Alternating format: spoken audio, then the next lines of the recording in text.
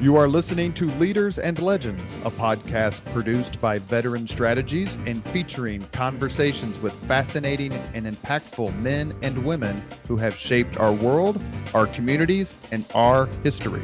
My name is Robert Vane, Principal of Veteran Strategies, and your host for our discussion.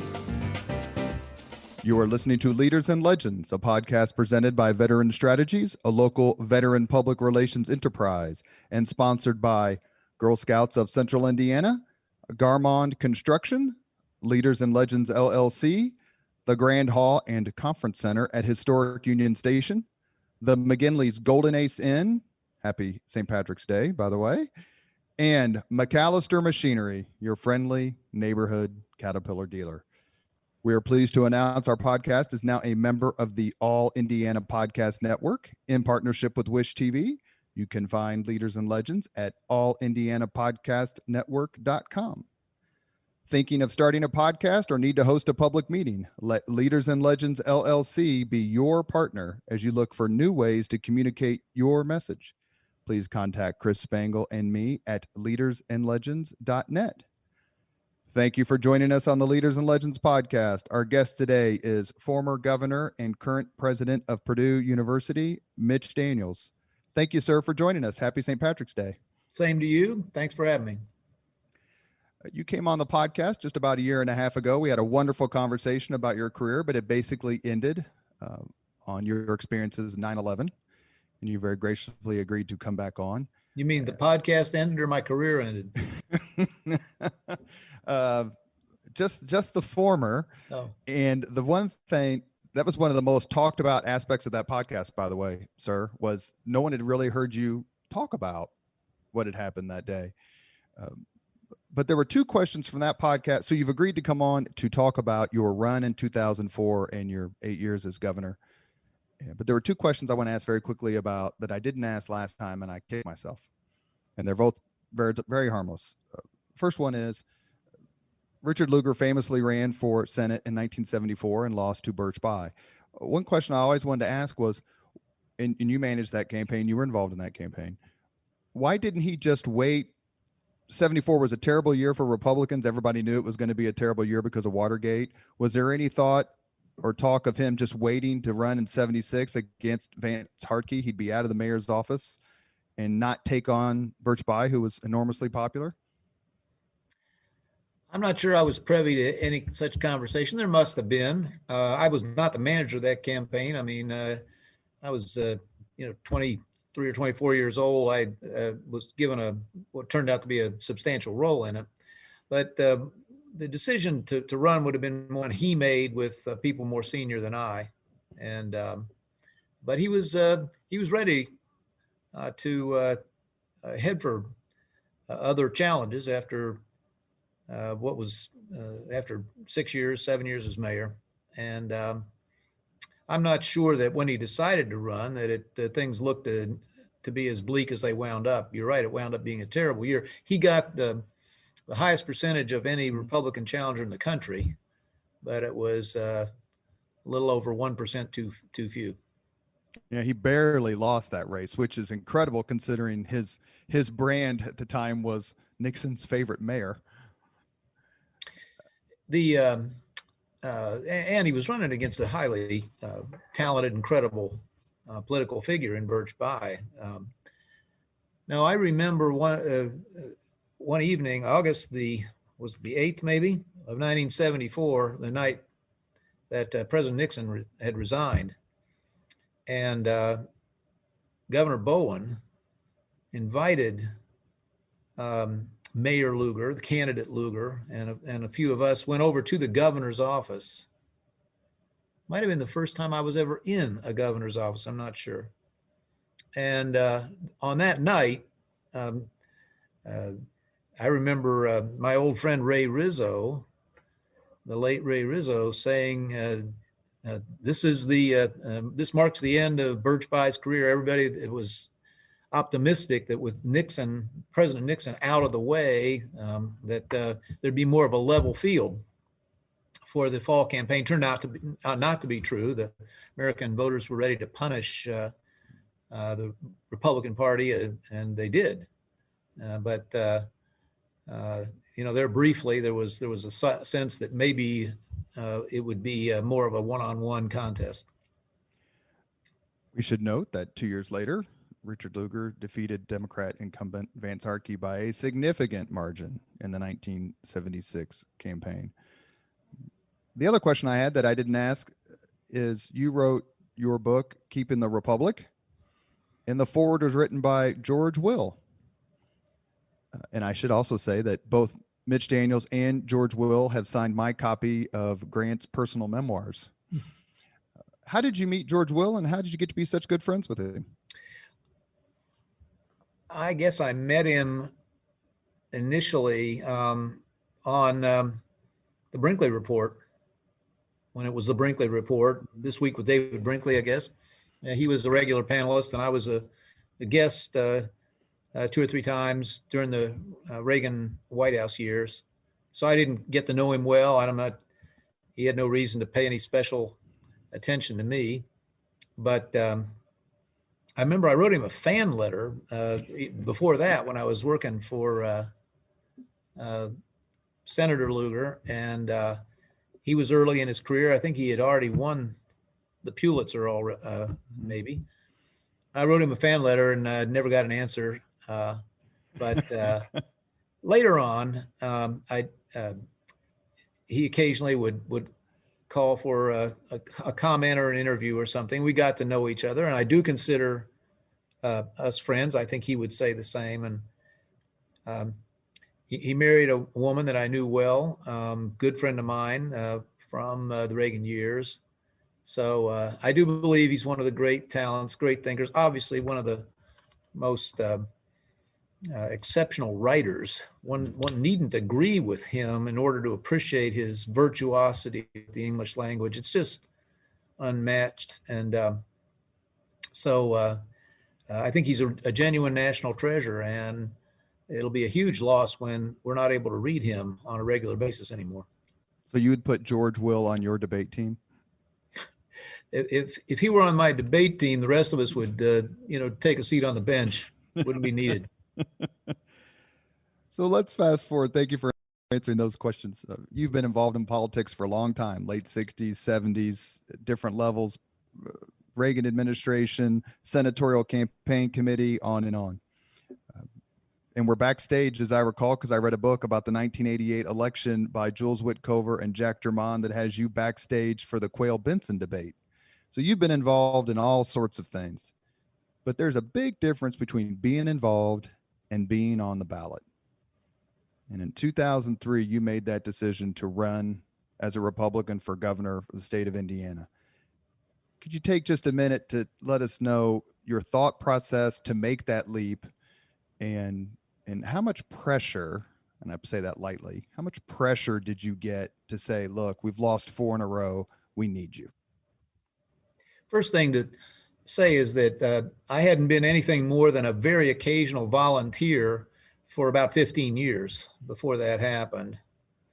I'd left Washington and I thought politics, gladly in 1987, and went off to do other things. The most important years, I always said, most valuable and important years when I was stretched the most and learned the most in any job were the years at Eli Lilly and Company, a great organization that I was so lucky to be involved with. And so it was only when the phone rang and I found myself in a short period of time back in public life because of the assignment in the Bush administration that led to finally being a candidate. I had never entertained the notion. If I ever had, it had been many, many years before. And well, I guess I can tell you this story. In 1988, after Senator then Quayle became vice president, I was approached by the then governor about being appointed as his replacement. Outgoing Governor Orr was going to make that appointment before he left. Incoming Governor Bai, of course, from the other party, so they wanted to make the appointment. while I could stay in the Republican Party. And that was as tough a decision as I'd ever encountered. At that point, that seemed like a dream job to me. I wouldn't want to be in the Senate today. I wouldn't go at gunpoint, but at that time, I had been working there for a great senator just a short time before that.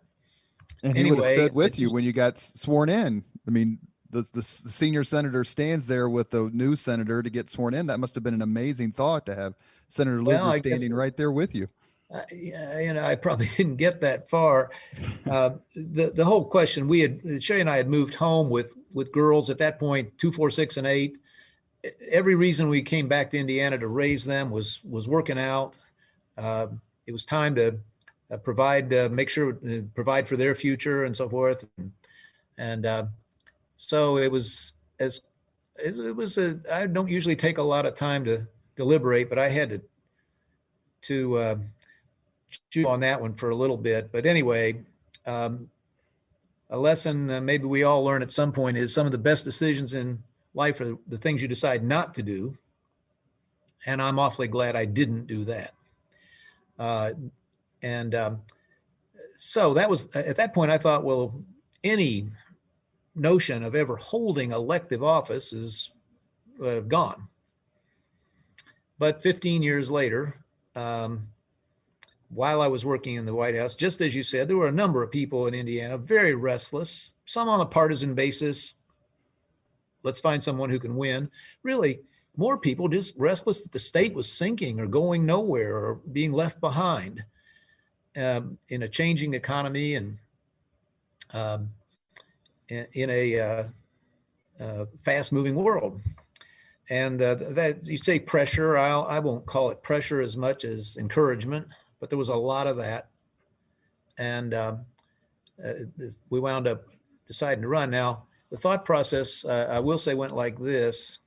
I was trying to decide anyway, quite apart from that, when I could leave the administration in good conscience. Having served in one White House, I had a very firm view as the third year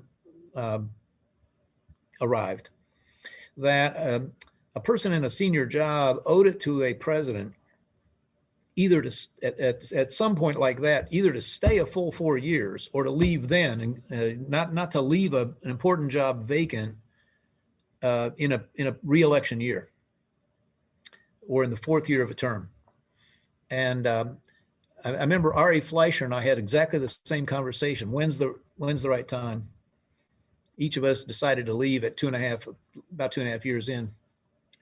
And I remember I had marked off for myself 3 or 4 items. If they were successfully completed, I would feel that I could go get ask for my honorable discharge, as I used to put it. And all those 4 items were successfully completed. A budget for the next year, a supplemental appropriation to fund the war, the actual war in Iraq, not the occupation to follow, and a couple other to-do items. And when all those boxes were checked, well, then I indicated to those people who had organized the effort to talk me into it that I'd probably be able to do it. To honor all the rules and abide by all the restrictions, I didn't make a final decision or say that until I was driving home on a Saturday, the 7th of June, I think, 2003. And I called Bill Osterly, who was the chief troublemaker, and said, okay, I said, it's a go. I'll give you a month. I want to see my family and get some things squared away. I'll give you a month to set something up, and then we'll hit the road. And that's how it happened. Do you remember any advice Senator Lugar gave you? He had to be one of your first calls, I'm guessing. Hey, Senator, I'm getting ready to do this. He was just very encouraging about it. And I think all along the way shared some excitement that somebody he had trained and raised, might find a way to be useful in that way. Was your candidacy harder to sell to Hoosier voters, or was it harder to sell to the Daniels women? Probably the latter. Yeah, for sure. But they adjusted, and as I've recounted elsewhere, I said to my wife, who, thank goodness, is not politically obsessed or minded. Probably one reason I wanted to propose to her, as opposed to I knew so many wonderfully talented women who, but government and politics was their primary interest, and I think I'd have gone crazy if life was one dimensional that way. So anyway, I said, look, there's no rule book for this. You don't have to go. I won't ask you to go to a single event or do a single thing you don't want to do. Anything you want to do, great. But I will never lean on you to do that. And for the succeeding 10 years, I think I kept that pledge. I never did. Lieutenant Governor Joe Kernan was thought to be a shoo-in to run to be the Democrat candidate for governor in 2004. He rather famously surprised everyone, dropped out. Then in September 2003, current Governor Frank O'Bannon passes away in Chicago. Joe Kernan then decides to run for a full term. And we've lost Joe Kernan since the last time I saw you. And I know you had tremendous admiration for him, and maybe speak to that too in a second. But did Kernan's getting back in the race change things for you, for your team? Well, it was a big jolt. I don't remember the exact chronology, but I think by the time I had decided to, okay, let's try this, it was, everybody understood it to be an open seat election. No incumbent governor had ever been defeated in the history of our state. So when suddenly there was an incumbent governor and then he decided to run, it was, I know it was a moment of great jubilation in the Democratic Party, because I think they thought they were now a lock to win again. And they were within their rights to think that. I mean, Joe Kernan was a very admirable guy with a great story, and obviously a lifelong politician, very skilled at the craft.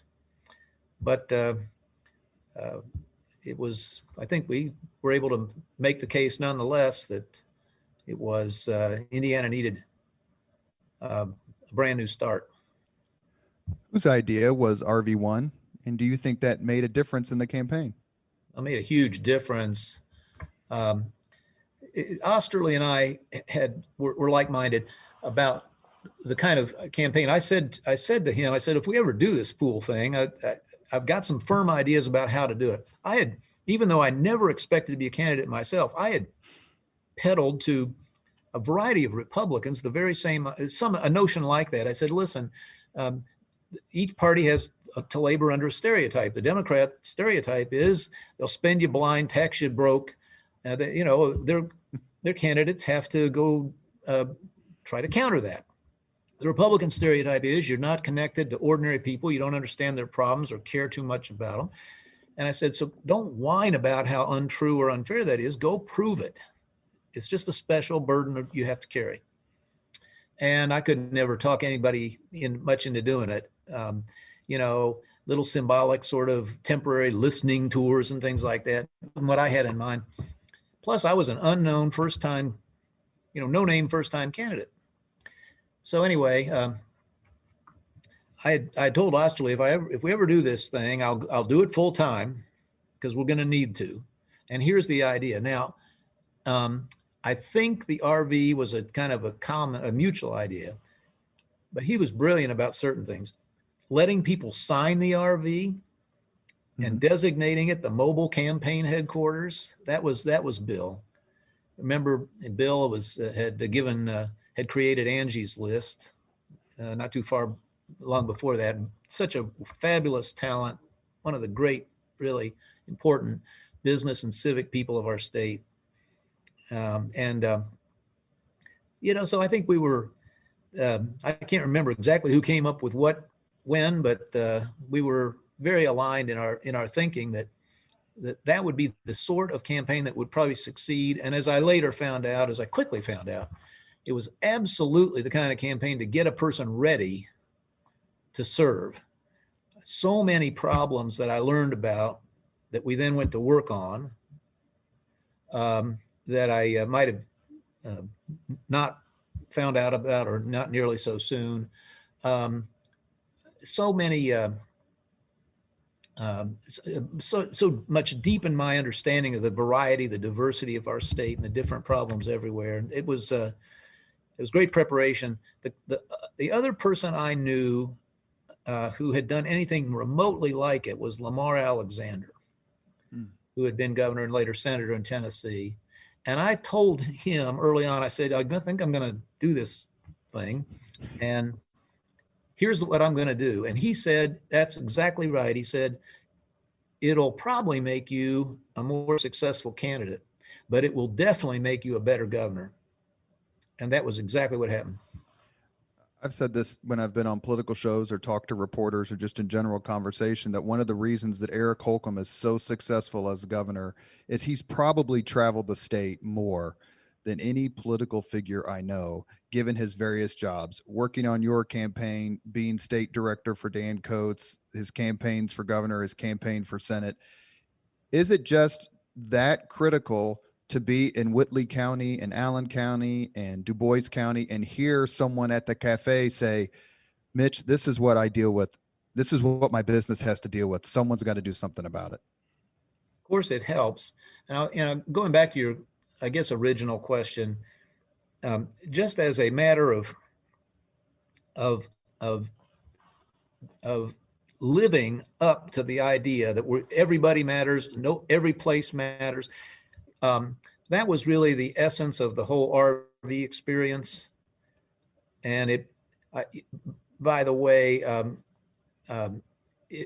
leaving aside that it had to do with politics, I believe it was one of the most complete and successful branding efforts ever. Because the whole theme, the whole ethic, that there's no place too small to go. There's nobody whose problems we don't want to hear, or we don't want to connect and empathize with.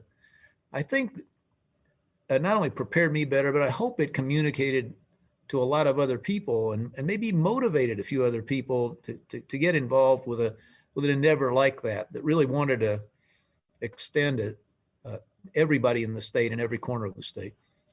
You mentioned a few minutes ago, you called yourself a no-name first-time candidate, but your running mate was a respected name, multi-time candidate and State Senator Becky Skillman.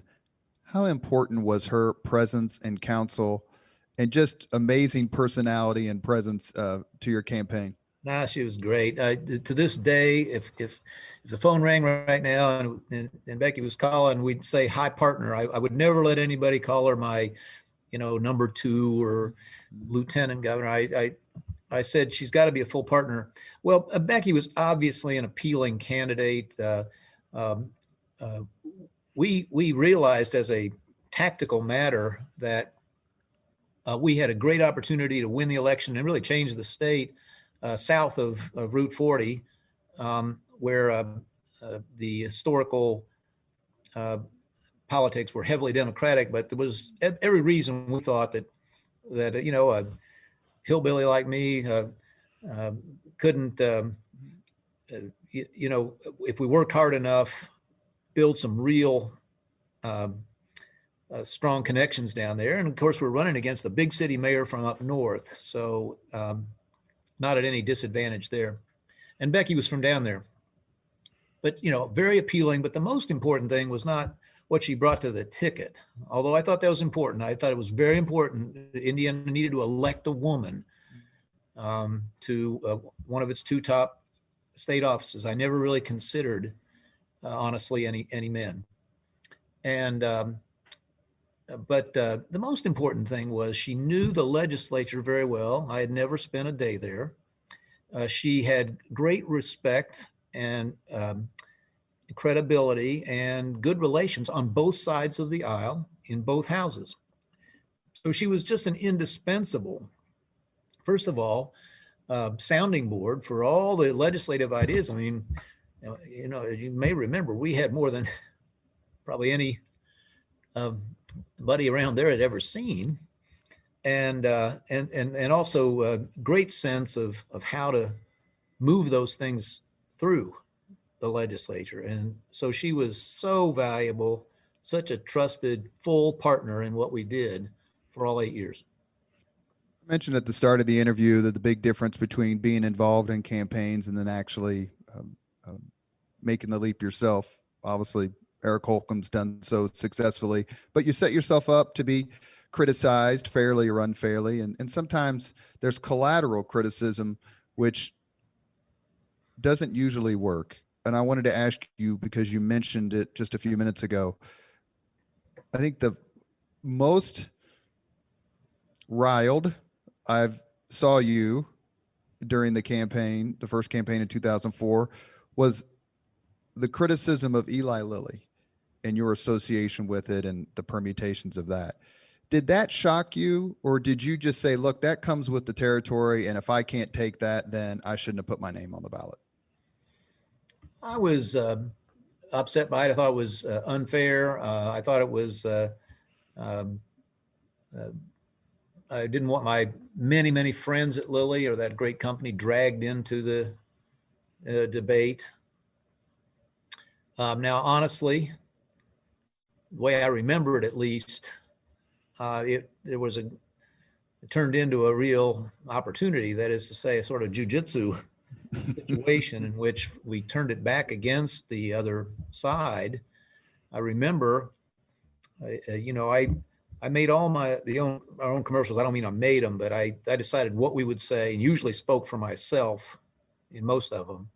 And we made one in which I said, I never thought I'd see the day when a governor of Indiana attacked Eli Lilly and Company, which I think many people probably nodded to after all that company has meant in terms of jobs, opportunity, the economy of the state, not to mention the fabulous philanthropy that success has brought to Indiana. So I thought it was not just unfair, but a mistake of whoever advised Joe Kernan to attack the company or me through that attack. But it was a long time after that before I really got enough scar tissue not to let things like that upset me. I finally got there and realized that, as I've shared with so many young people who ask about things like this, that you just simply have to accept it's a cost of doing business, that if you accept a job or seek a job that has that sort of visibility, and if you do anything with it, if you make change, you're absolutely guaranteed to come in for unfair, untrue, inaccurate attacks, and you can't do much about it. In most cases, you'll just never get it corrected. Or if you do, most people will never hear the correction, and you just have to live with the fact that some people will be led to believe things that aren't true, and that that's just goes with the territory.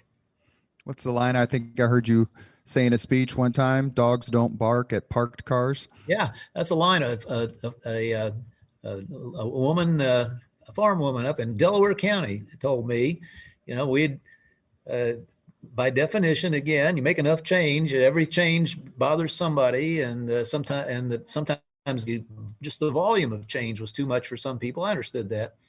And I don't remember what we were being attacked for at the time, but she said that's what she said, Mitch, don't let it bother you so much. Dogs don't bark at parked cars. And that became a little slogan I repeated to a lot of our folks. I said, we are not parking the car. This state has too many challenges and too many opportunities for us to slow down.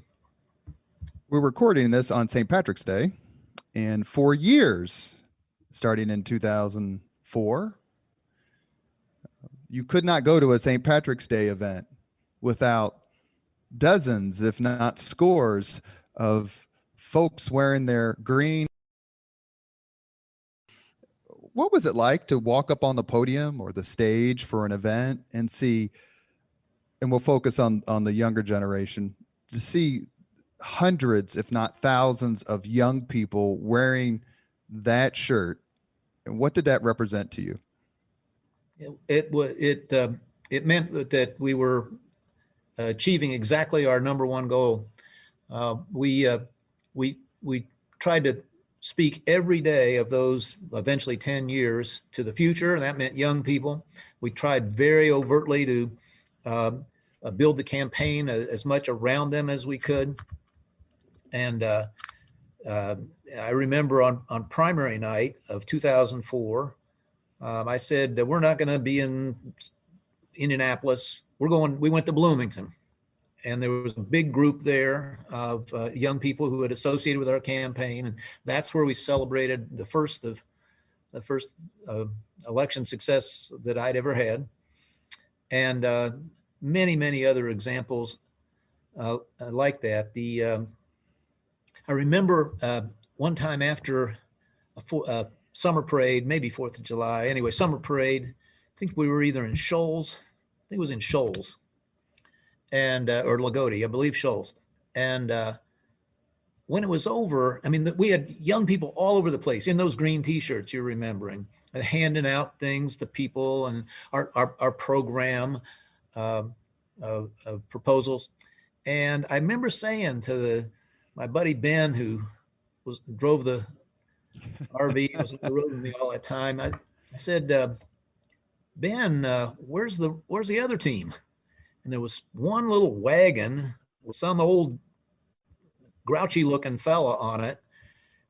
And he said, well, that's it. And I said, this thing may just work out.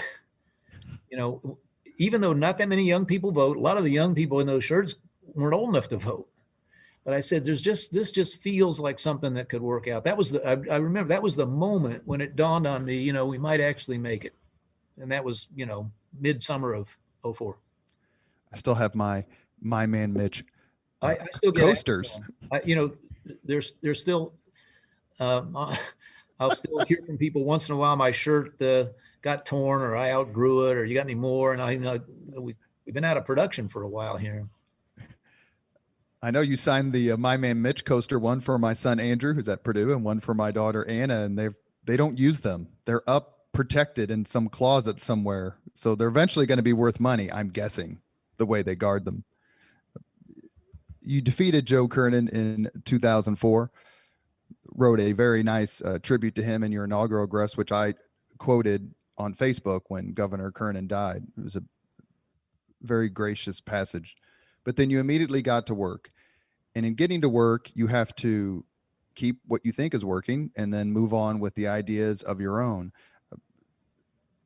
One thing I want to ask you about particularly, because I just experienced it, the transformation of the Bureau of Motor Vehicles under your administration is almost incomprehensible to someone who didn't experience the old system. Quite frankly, the old system under both parties. Is that your favorite grassroots success story? It's certainly in the up there, and for a couple of reasons. One was that I had my eye on that from the very beginning. I told our folks, those who came together in that administration, I said, listen, everything I've seen around here needs fixing. Every agency, this place is not just broke, it's broken. And, but we're going to place first emphasis and start in two places, the Department of Revenue and the BMV. Why? Because those are the two that touch the most people on a regular basis. And I said, if we can ever fix those, people may gain a little confidence that the gang can shoot straight. They may listen a little more closely to our next proposal to change something. And so, yeah, we got on it. It's a great story. A Harvard Business School case has been done on this transformation. I'm not making this up, Robert. I got a letter today, March 17th, 2021, from a citizen who mentioned at the beginning, before they got to the point of their letter, it sure is better to, you fix the BMV. I always said to be on, that's my tombstone, say he had $4 and fixed the BMV. No, it was a great labor of love. You could measure. This is one you could really measure. And we measured everything. My old comrades will remember me quoting that old Walmart line, if you're not keeping score, you're just practicing. And we measured everything. But the BMV was very subject to measurement. How long was a person how long did it take somebody to get in and out of a branch? What percentage had to go to the branch at all? Or could we help them do it through the mail or on the phone or eventually on the net? And what was the customer satisfaction rating? We had 3 different ways to measure it, including secret shopping. Yes, it was a joy, because I had a dashboard on my computer to desk. I could watch on a weekly basis how our folks were getting it fixed. And it did have that effect of people going, holy cow, they finally fixed the worst agency I've ever dealt with. And, there's an international award for such things, and we won it 2 or 3 years back to back after our folks were done. Yep, it's a favorite story. We made some mistakes along the way. They took the clocks down for some reason at one point. That's a dumb move. We pulled the trigger on the big computer overhaul too soon. They didn't have all the bugs out, and they had to back up and do it again in a couple of weeks. So there were glitches. It was a mess. We had to close 40 branches. I mean, they didn't have enough business to justify.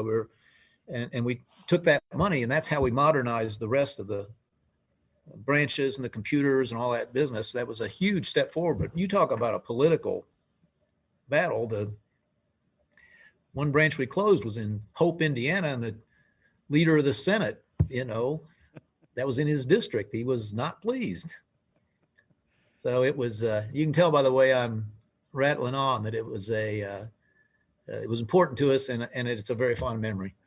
The rollout of the COVID vaccine reminds me a lot of the streamline under Governor Holcomb, reminds me a lot of the streamlining of the BMV. It's been an incredible success from just an operational standpoint. I've had my first shot in 15 minutes, start to finish. It was unbelievably efficient. If there's a lesson from our day, and I think there is, that applies to this, and again, like most good lessons, I probably learned it the hard way the first time, but I know I preached it to now Governor Holcomb: simplicity. When you're trying to make something, government's not very good at things. Even after all the improvements we've made, all the great people we brought in, it's not easy to do things at the scale of a state of close to 7 million people and all the geography we have. And as I frequently told people, the second or third best answer, if it's simple, is probably a better idea than the perfect answer if it's too complicated to bring off in a competent way. That was clear. I'll give the best example I can give you there is property tax reform. We had some very elegant, very complicated ideas about ways to make property taxes more affordable and more fair. But in the end, what do we go with? 1, 2, 3. 1% of the value of your house, 2% of the farmer rental property, 3% of a business. People could understand it. Therefore, it generated enough support. We were able to pass it in a divided legislature. But again, there's a premium in my mind and virtue to simplicity. And I think you saw that in the way they rolled out the vaccine. Well, that was the second grassroots governance question I was going to ask you. Let me ask you a third, and that is maybe the most underrated, perhaps, and that is the Healthy Indiana Plan. That has transformed the lives of so many Hoosiers who thought that healthcare was unavailable to them, unaffordable, and perhaps even made them feel it was unnecessary. How important was that for you to come up with a new way to ensure and protect Hoosiers' health? It was very important, and I'll cite two reasons that go beyond the central reason, which you just mentioned. We had too many people just outside the Medicaid line who didn't have other options for health insurance. But the two things that were most important about it to me were, first of all, I thought it was something we could do on a bipartisan basis. Again, we had a divided legislature at that time, and I was looking for something that I thought Democrats could be enthusiastic about and we could join hands on. And that happened. It had leadership and sponsorship from, as I recall, people like, Senator Vice Simpson, who disagreed with so many of the changes we were making elsewhere, but really cared about extending health care protection to more people. So that was one, I thought, important feature. And then the other was the whole nature of it. I'll remember very clearly, the group came in having been asked by me to show me a plan that can extend health insurance to the near poor, as people used to say. I said, it has to be a plan that pays for itself. We're not going to commit the state to an open-ended entitlement program that might eat the budget, which has happened already at that point to some states. So what they came back with had that feature. We raised the tobacco tax, and that set the limits of how many people we would be able to provide for. But the other thing I had told them was, I want a plan built on personal responsibility, not a plan built on paternalism and condescension that, these poor people can't make a smart decision for themselves. So we're going to have a very prescriptive, we're going to tell them what they can and can't do and should and shouldn't. And the first thing they came back with just didn't meet that test. So I threw them out. I said, you didn't listen. I want HSAs for poor people. I want to empower poor people. That means they have to put in a little something of their own so they feel some sense of responsibility. But I want them to be able to decide on first dollar spending. And that to me was the most important feature and the most important lesson about the Healthy Indiana plan. Because after we had 2 or 3 years experience, guess what? Those who said that low-income people couldn't make smart decisions were completely wrong. They were seeking second opinions. They were avoiding emergency rooms unless it was a real emergency. They were they were asking for generic drug prescriptions, not just accepting a more expensive medication. And to me, that's the most important thing. It demonstrated that we need to respect the dignity of everybody and help those who need it to be able to make their own decisions, but trust them to make good decisions when they do. I feel exactly the same way, of course, about the schools people choose for their children. A politician and leader you may recall referred to the Indiana toll road lease as, quote, the best deal since Manhattan was sold for beads. I don't know if you remember who said that, but I remember that I said that, but you left off the last line. I said, except this time the natives won, which we did. Looking back, tell us just for a minute about what you thought when you opened the envelope, because it's been reported several times. It's kind of lore. And when I was communications director at the Indiana Republican Party when the toll road deal came through, and it was one of my favorite things to talk about because the interest alone was adding hundreds of thousands of dollars a day to the amount we received. But it's been reported, and I think you've said that the amount in the envelope was a little bit more than you thought. What did you think about the deal then and now? We had a little pool. Nobody bet any money, but there were 4 or 5 of us in the room on a Friday afternoon. The bids had come in. The shortfall, the highway infrastructure shortfall, had been estimated at maybe, I'm going to say, $2.5 billion.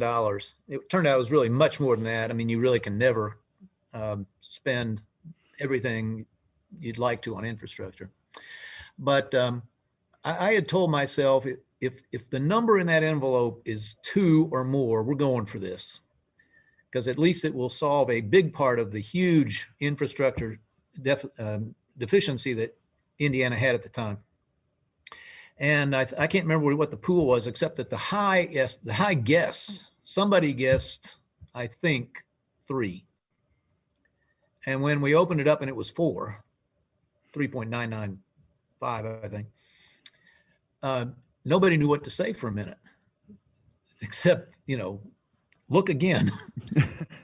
And it was an astonishing moment, because I knew that that Indiana now could address in a way no state in America could, this very serious issue. And it was so valuable to us. We're the crossroads of America, for goodness sakes. I always said it was so dependent, and with so much opportunity to be a center for manufacturing, and goods can reach other places quickly, a center for logistics. And all these things, of course, have happened.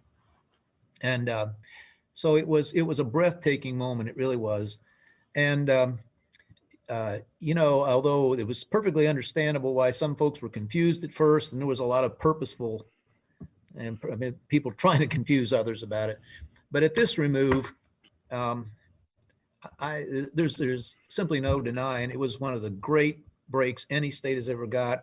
Now Indiana, CNBC votes us best infrastructure in America every year.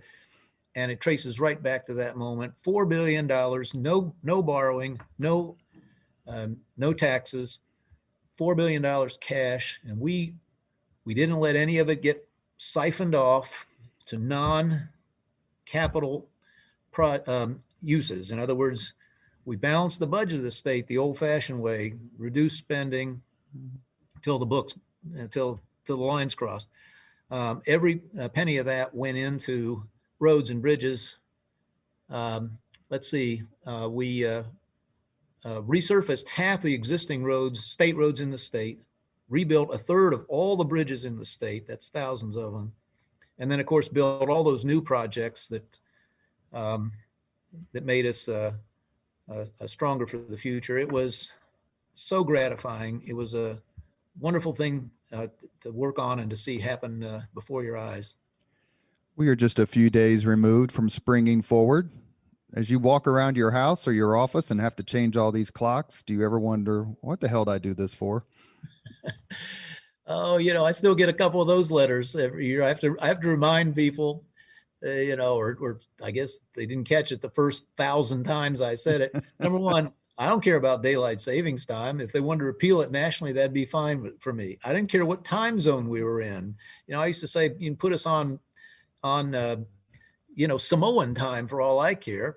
What we cared about in a very large package aimed at getting the economy of this state growing, what I cared about was being out of sync, being the weird state that nobody knew how to deal with. And people thought that was just, sort of quirky, but it was much worse than that. If you traveled the state the way I did, there was hardly a day I didn't run into somebody who had, the shipment of bricks got here an hour after the workmen went home, and I had to pay for the crew to stay overnight somewhere.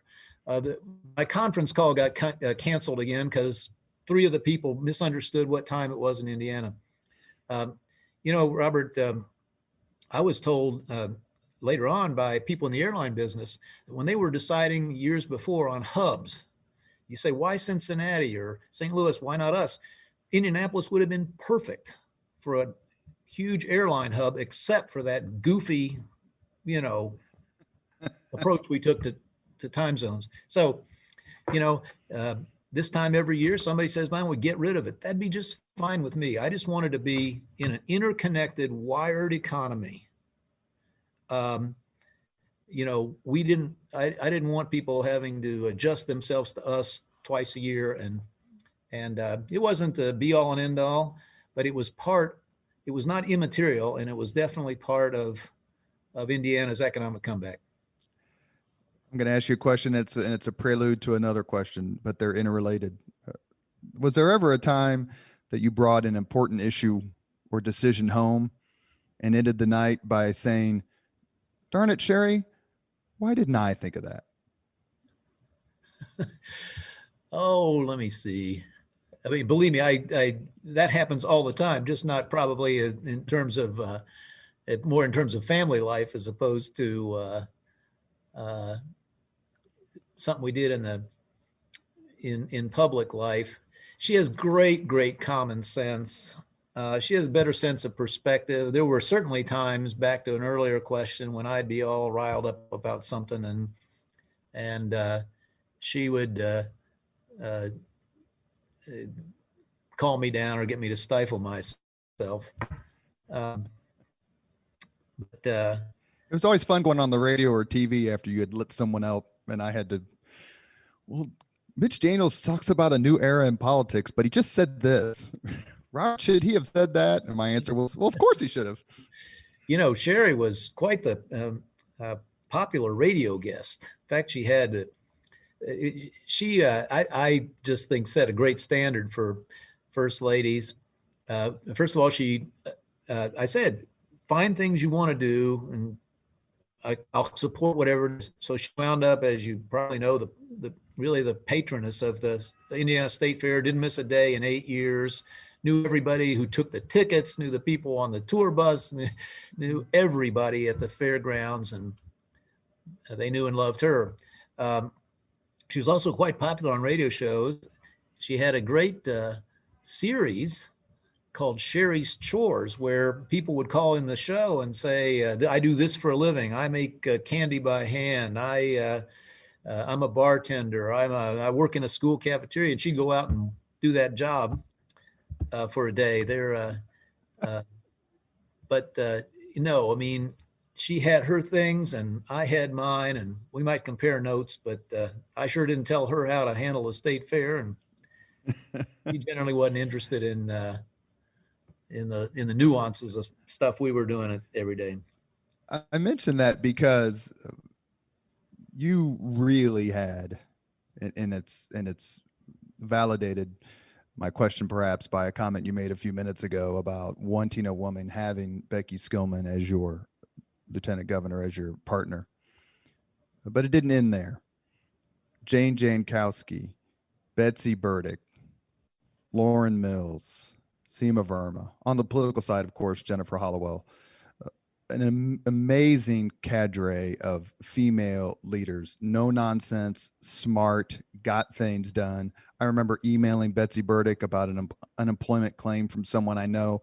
She hadn't gotten her money yet. It had been 3 months, and this person got a call within 30 minutes.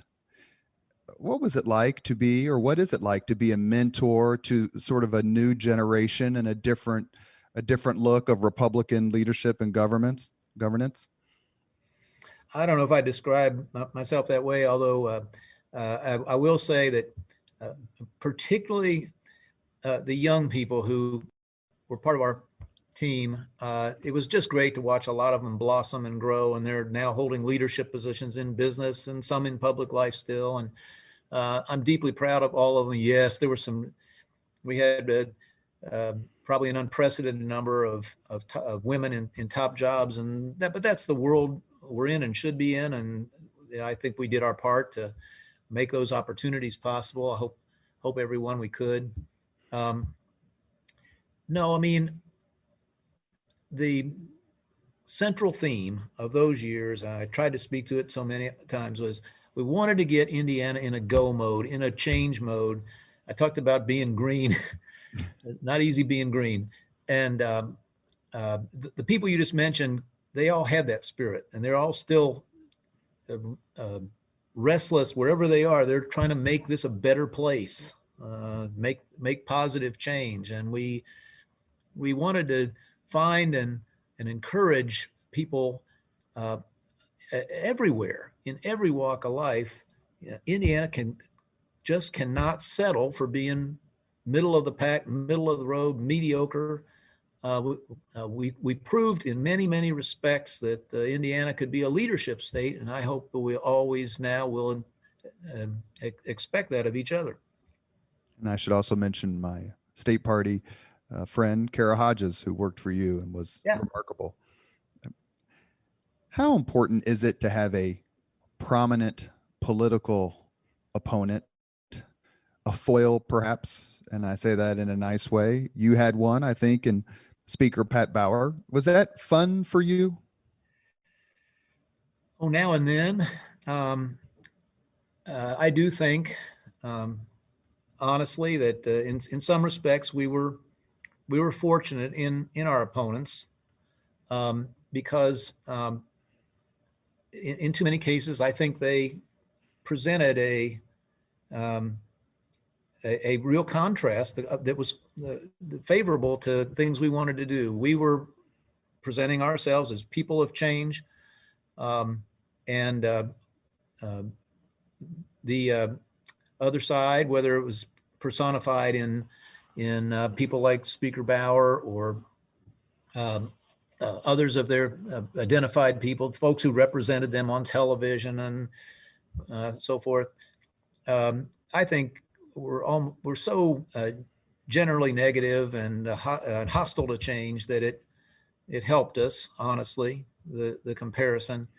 I think I remember saying on election night 2008, I think I remember opening up by saying, before we get to the business, I have some the latest scores to report. And it was, yes to no 0, tomorrow to yesterday 0, forward to backward 0, change just 1, big in the state of Indiana. And I do think that those who were in the opposition at the time too often played into that a little bit by seeming relentlessly negative and made us maybe look a little better than we deserved. I remember you standing on the podium holding up the green Ditch Mitch bumper stickers saying, yeah, there's a big sale on these right down the street. Yeah, you bargain hunters can find these. Yep. The two most remarkable political achievements of my lifetime, although I was old enough, I was born in 67, old enough to remember Quayle beating by in 80, a huge upset, but that was a big Republican year, obviously. Two most remarkable political achievements. Greg Ballard winning re-election in 2011 as mayor of Indianapolis, 3 years after the remarkable candidacy of Barack Obama. But in that same vein, in 2008, Barack Obama won Marion County by 107,000 votes, biggest margin in the history of any county ever. But Mitch Daniels won Marion County by 50,000 votes. That is a remarkable testament to a political turnaround and a deliverance of governance that made people want you back. What did you think of that election, that campaign, and that particular result? And did you smile when you drove wherever you were driving in Marion County and you saw the Barack Obama sign next to the My Man Mitch sign in so many yards? I did. I mean, I think the result, it is stunning. These days it would be stunning at all because people seem to have retreated to their partisan corners, and there's less. We used to think that campaigns were about the ticket splitters, and now there seem to be fewer of those people. But in that year, I mean, it meant a lot to me that people who wanted, as they saw it, important change at the federal level were willing to also vote for continued change here at the state level. And I thought it spoke awfully well, does to this day, to Indiana voters. I mean, President Obama carried the whole state too, while we were setting a record on the other side. And so I thought it spoke well of Indiana voters that they could make individual and discerning choices like that. So yes, and because it has been my home since I was a child, of course, it mattered a lot to me to succeed in Marion County. That might be the last time a Republican carried it for any statewide office, and when we did in a huge way. So I really hope the day comes back when people do take a little more individual look at candidates and candidacies and don't simply make assumptions about people based on a label or some the latest slander over social media. But that may be wishful thinking. But 2008 is not that long ago. Whose idea was the Star Wars ad in 2008? And could you describe that ad? Are you talking about the one that simply was one factual piece after another? Yes, sir. Well, I think the idea was probably mine and Bill's. There were a whole lot of facts that even then a lot of people couldn't know that there's a news media had not necessarily carried them all, and so we made a long list of those and thought that an ad just packed with facts might be an important building block in the campaign. In the end, we had so many, we had to make 2 of those ads.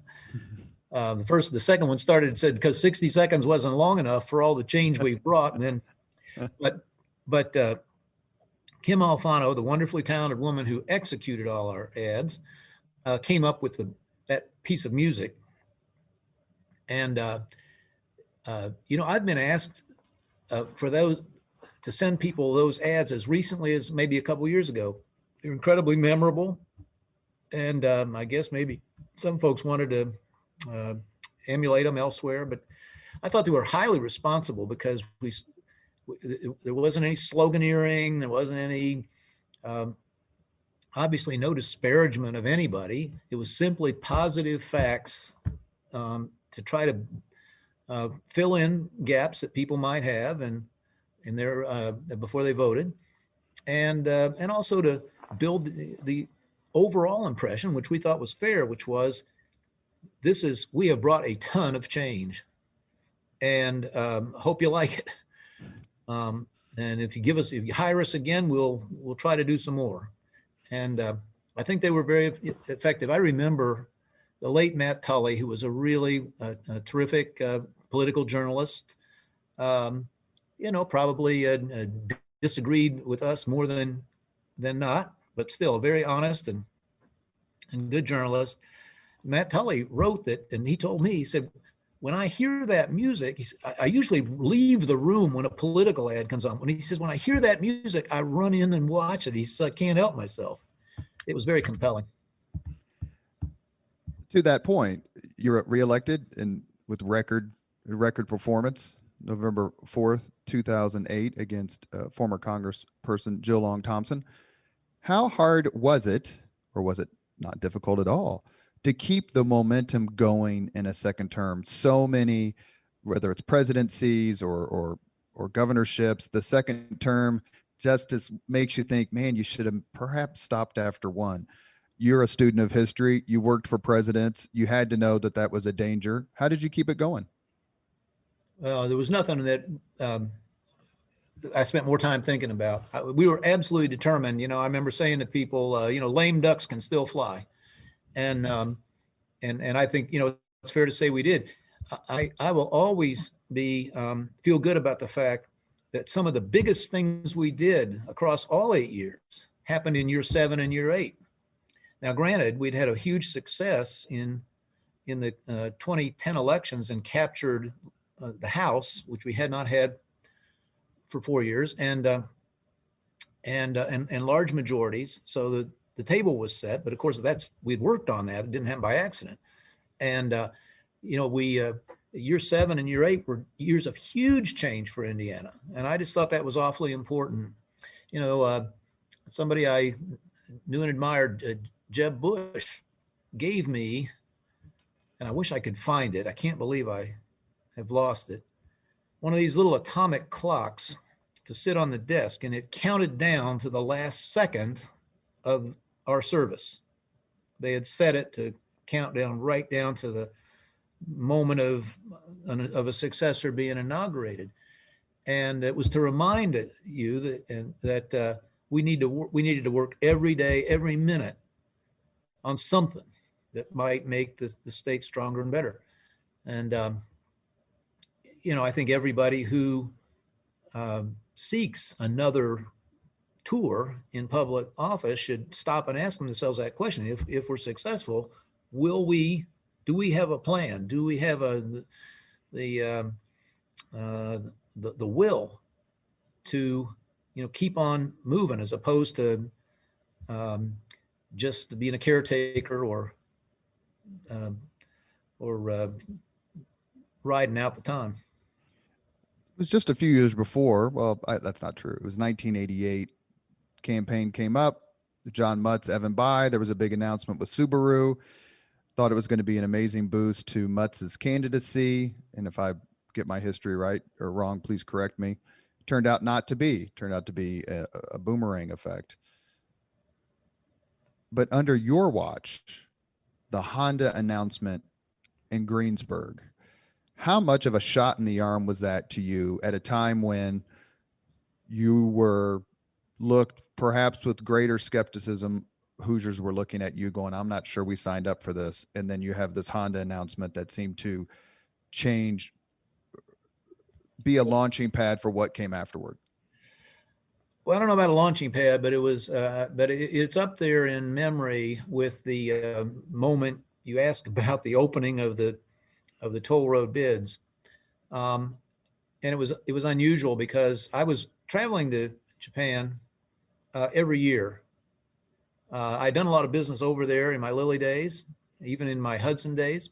And I knew that relationships mattered, and demonstrating a sincere interest in a valued customer mattered.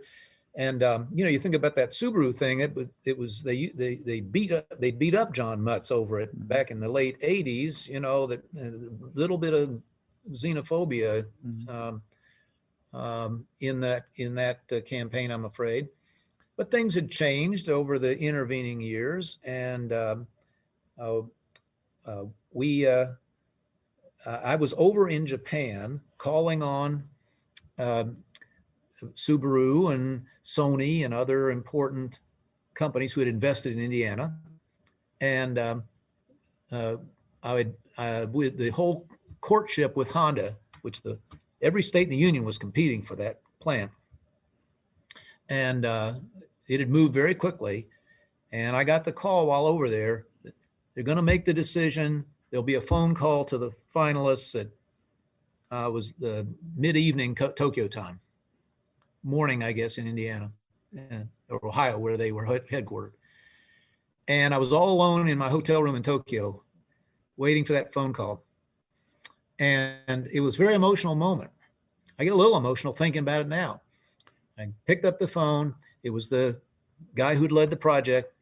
He said, we've met, the board has voted, the Honda's coming to Indiana.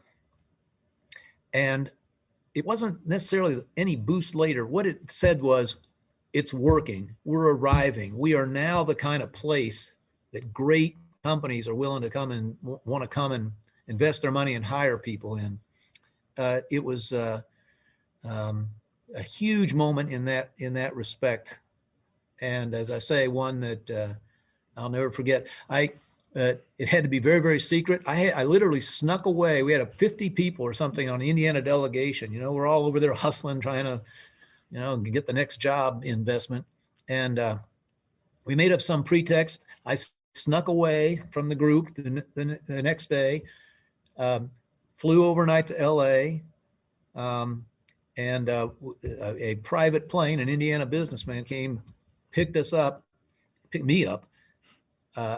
And I got to the law firm in Indiana. There were a couple of problems yet to solve. They needed a new exit off of 74 or something like that. And I got there 8 minutes before the meeting started, coming from Seoul, Korea, actually at the time. And the next morning we were down in Greensburg making that announcement. Unforgettable experience. But a really important historical moment for Indiana. When was the last time you've been to that plant? Oh, it's been a little while. I've still got my jacket, my white Honda jacket, the red letters and my name on it. I'll tell you what I have in my basement. There's that I learned at that announcement of of a Japanese custom, the Daruma doll. And it's a paper mache doll, looks like one of those, dragon heads that you see sometimes in a Japanese celebration or parade.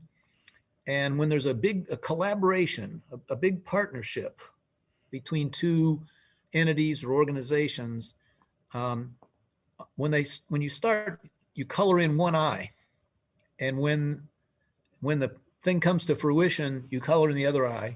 And so I went back to the plant, several times, I guess, but we went back on the day of the groundbreaking after they'd built it, and we colored in the other eye. I've got that doll. It's a treasured memento that I have to explain because no one else would understand what it means.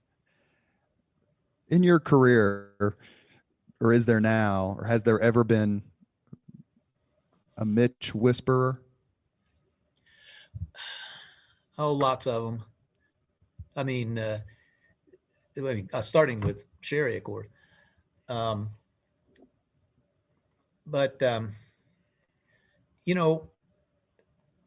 do have friends who claim that one of them says I have an inner circle of one. I don't think that's quite fair.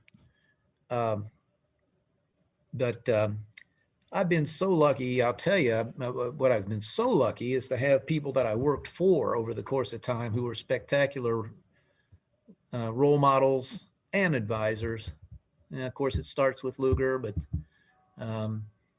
the two presidents and great leaders at Lilly, Randy Tobias, Sidney Terrell, people like that. And if you're fortunate enough to work in proximity to people like that, you don't have to be whispered to necessarily. You just watch and learn and try to imitate it. We end the Leaders and Legends podcast with the same 5 questions to every guest. However, since this is Mitch Daniels' second trip on the podcast, we've come up with 5 new questions. Governor, are you ready? Go. What was your first car? 1971 Vega, aluminum block, bright red, ran it into a tree. Number 2, if you could witness any sporting event or game in history, what would it be? Lake Placid, 1980. Now, if as justice should have required, if Gordon Hayward's shot had gone in, or if he'd scored on the previous possession, when and Butler Duke 11, that would. I was there, but I would go back to that over and over again. But since justice was denied that day, I'll go with the Miracle on Ice. I always thought it's one of the great coincidences in American history that the Miracle on Ice happened on Washington's birthday, February 22nd, 1980. I know somebody who had ringside tickets and gave them away and went to a restaurant because they figured it wasn't going to be a close game. You worked for 2 American presidents. If you could have worked for any other president in our history, whom would it be? I'll take the easy route and say Abraham Lincoln. Not just because of his greatness, but because of the times in which he led. What is the funniest movie of all time? Oh, Animal House. I mean, what's second? That's actually also my daughter Anna's favorite movie. So I don't know what that says about my parenting. I guess my cousin Vinny is, honorable mention, but that not a close call to me.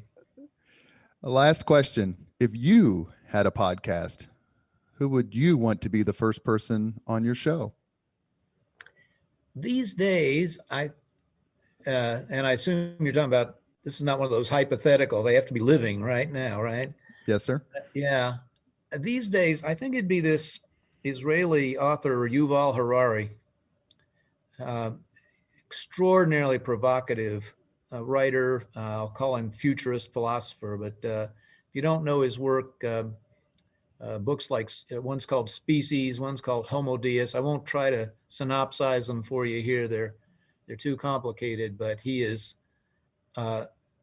truly brilliant, and there'd be no shortage of questions to ask him or assertions you'd like him to explain. You have been listening to Leaders and Legends, a podcast presented by Veteran Strategies, a local veteran public relations enterprise, and sponsored by Girl Scouts of Central Indiana, Garmon Construction, Leaders and Legends LLC, the Grand Hall and Conference Center at Historic Union Station, the McGinley's Golden Ace Inn, and McAllister Machinery, your friendly neighborhood Caterpillar dealer. And I'd like to dedicate this podcast to the memory and legacy and humanity of P.E. McAllister. Our guest has been former Indiana governor and current president of Purdue University, Mitch Daniels. Thank you so much, sir, for coming on. Enjoyed it. Thank you very much for listening to Leaders and Legends, brought to you by Veteran Strategies Incorporated. If you want to contact us about this program or our menu of public relations services, please send us an email at robert@veteranstrategies.com. That's robert@veteranstrategies.com.